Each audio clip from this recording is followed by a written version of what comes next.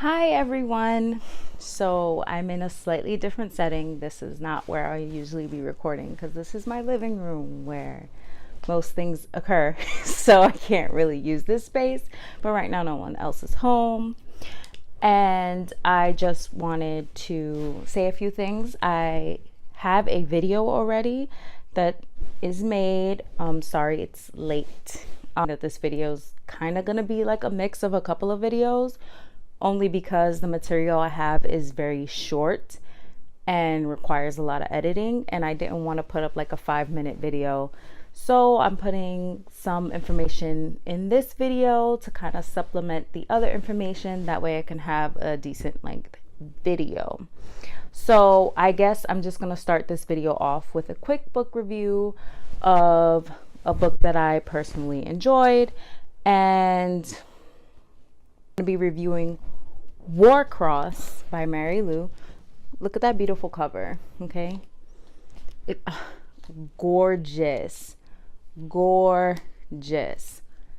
I loved this book. Mary Lou happens to be one of literally my favorite authors. As soon as I discovered her, I read of all of the Rose Society. I read the entire Legend series. I can't wait for book 4, Rebel, to come out. I think her writing style is very simple, very elegant, to the point, easy to understand, kind of like fun, exciting reads. So I was really excited when I had heard this book was coming out. I also read the second part, mostly because she combined things that she was really good at, which is video games and writing. Not everybody knows, but she actually has a background in video game development. So I think it's really cool that she combined the two into a book about a video game. So this book essentially is about I want to say virtual reality, because it has virtual reality elements in it, but it also has augmented reality elements in it. And augmented reality is when, kind of like Pokemon Go, when something digital is in the actual world that you're in. So it's a little combination of both. And there's this huge game called Warcross that happens every year, and the winner, the team that wins, obviously gets a lot of prestige, a lot of fame. Everybody's talking about them. Like, this is like the Olympics, basically. Main character Amika is chosen to play this game after making herself known in an unfortunate way. It's not unfortunate, it's more like it wasn't intentional.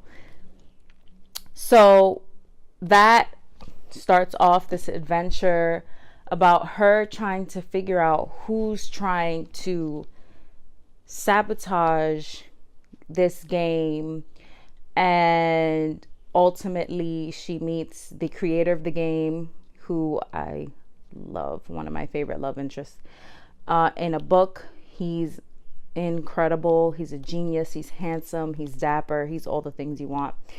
And also this book takes place in New York, where I live, yes, and Japan, where I really want to go. Stop the bad events from occurring. So again, her writing style is beautiful, very simplistic, but elegant, and kind of like, I feel like these are fast reads. No matter how long her books ever are, they just kind of feel like books that you can read very quickly, just because of her writing style being so easy to understand. Now, I'll also do a quick review for a book that I DNF'd, which is, for those of you who don't know, did not finish. There's Someone in Your House by Stephanie Perkins. Now, I loved her Anna and the French Kiss and all those other books in that series. We would call a summer read. I happen to love chick lit in the summer. I'm a big fan of like those glossy covered books where you know there's going to be really predictable drama, but they're fast and they're great to read on the beach. So I read all those books and I love them. I heard she was coming out with a different kind of book, like a mystery thriller suspense book. And I was like, hey, maybe I'll give it a try. I was at BookCon when she was signing this book. You know, I saw her do the signing. No, I did not get this signed. But this book is just, it's not for me. I cannot get past a certain point. It's supposed to be really mysterious, but there's actually no focus on the mystery. It's kind of more focused on the main character and her like stereotypical weird boy love interest. And I was here for the mystery. I was trying to find some thrills. There's no actual danger in this book. Like, you never feel like anyone's who like is a main character in this book is in any kind of peril. And that's a little bit disappointing, because then you as the reader, you don't feel the gravity of the situation. It's always like some random character that if they even pop up before they're killed, it's like, look, they're ordering a drink in front of me in a Starbucks kind of thing. Like, there's no, and that's not exactly what happens, but you know, that's just an example. But there's no attachment to anyone who's killed. So I didn't finish it, and I own it, which I probably won't for long. Like I said, my apartment is really, really small. I live in New York, so I'm probably gonna unhaul this because it's taking up a space that a book that I can love could be in. So yeah, I don't recommend, but if that's what you're into, I mean, the cover's beautiful. I love the colors. That's about it. It feels nice too. So those are my book reviews. So for the second half of this video, I will not be in this location. I will not be wearing this. It's gonna be different. It will be very different.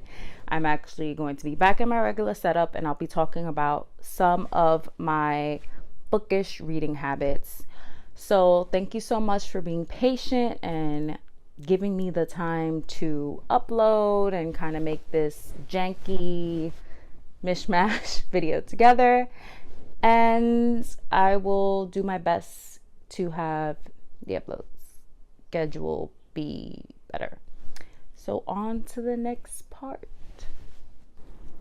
One of the habits I formed over the years is I don't really reread books, no matter how much I love them, only because it kind of makes me feel guilty.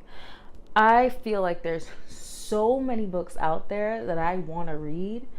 It's kind of hard to tell myself, oh, it's okay, sit down with the same book that you've read 100 times already. The book I've probably read the most, besides the Harry Potter series, which I used to read almost constantly when I was younger, is Faces by Jennifer Niven. I think that's how you say her last name. I love that book. And I guess I can do another video about like mental health and stuff and the books that kind of relate to that I enjoyed. But that's like the only book that I've read 3 times. I try to read it once a year, but for the most part, I just stick to reading something new. Now, another incredibly terrible bookish habit that I have is I don't ever borrow a normal amount of books from the library. I will go into the library and borrow 10, 15 books at a time, and they'll just kind of pile up in my house, and I'll have, at one point I had 100 well, not just 100, because you can't go over that. I had 100 library books in my home. I wasn't gonna read all of them, and I didn't. I had to return all of them because you can only renew them so many times. So, anyway, a new habit that I formed with the help of a friend, Dee Dee, is I only read 30 pages of a book, and if by page 30 I'm not into it, bye. I'm not investing my time. I'm not going to continue reading. It just feels like a waste to me. Again, there are so many books out there to read that I could enjoy. I no longer torture myself in the form of being a completionist, which used to be so important to me. I was like, you cannot leave a book unfinished. It is a cardinal sin. And then I realized it's not. It's just a part of life. There are going to be books you like. There are going to be books you don't. And that's okay. All that matters in the end is finding a style that fits you and reading what makes you happy. And once I got the gist of that, I decided I wasn't going to waste my time on books I don't like anymore. Now, this doesn't go for all books. If I enjoy the writing style and I feel like that the author's trying to build up to something, I'll give it maybe to page 60 or 90. But if by then I still don't know what's going on, I'm not in it. I don't want to rate a book 1 or 2 stars. I'd rather just not finish it. I don't want to waste my time with a book that I don't view as worthwhile. Another habit that I have is I don't read one book at once. Ever. I don't read 2 books at once. Ever. I read anywhere from 3 to 6 books at once. Now I know some people say it's confusing and the plots can get mixed up, but that doesn't really happen to me. My thoughts are very, very, very fast. So sometimes I just feel the need to switch it up, or maybe I'm kind of or stuck in some kind of story, so I have to move on to a different story. So I just prefer to kind of have that freedom and that flexibility. I don't read them all in the same format. So it'll be like 1 ebook, 3 library books, audio books, and sometimes thrown in is a book I own. The books I own get neglected the most of all the books.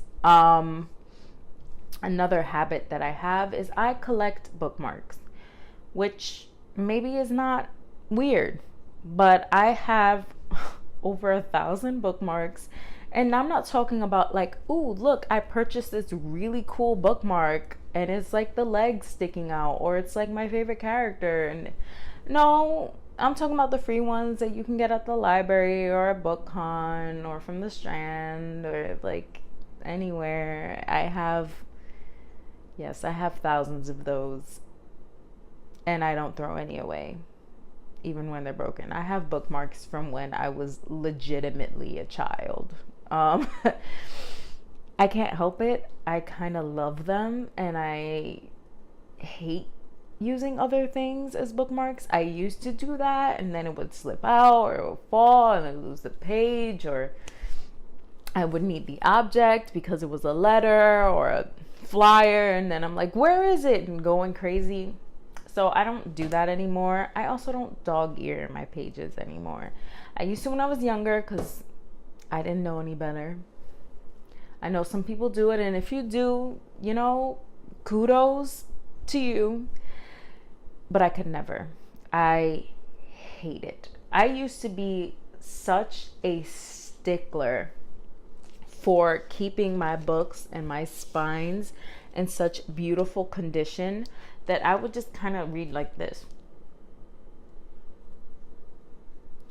so that the spine would never bend, especially on paperback books, which I used to not be a fan of, but now I am, because carrying around multiple hardcover books sucks. And I do walk around with more than 1 book. Sometimes I walk around with 3 books, which makes no sense.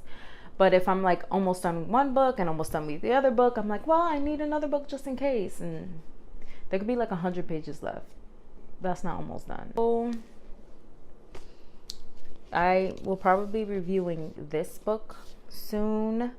because this is the one I'm looking most forward to. But again, I have so many library books, so I don't know when I'm gonna get to it. If you follow my Instagram, a lot of the books I post pictures of are library books and not my own personal books. I know, it's terrible. But without further ado, let me know in the comments what bookish habits you have, if you read more than one book, if you struggle remembering the plot of a book that you read like a year ago. Some people do. I can remember those things forever. It's really weird. Let me know below and like this video. Gross. Thanks for watching, and I'll see you in the next one.